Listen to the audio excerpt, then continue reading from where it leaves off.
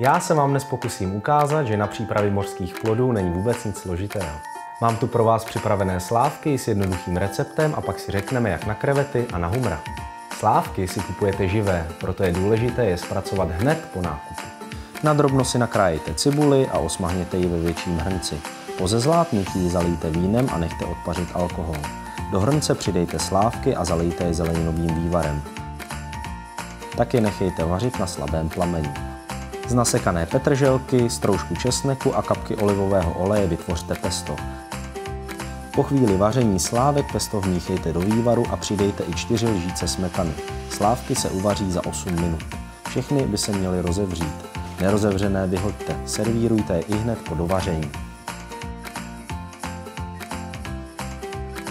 Humr je luxusní lahůdkou, kterou není těžké připravit.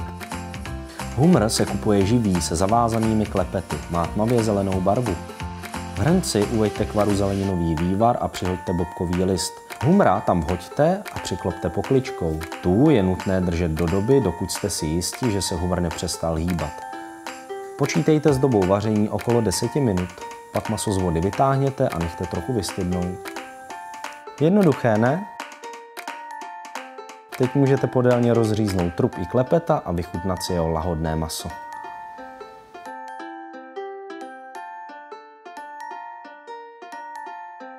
Jasně, chce to trochu odvahy, ale výsledek za to rozhodně stojí. Podívejte se i na další díly naší školy vaření.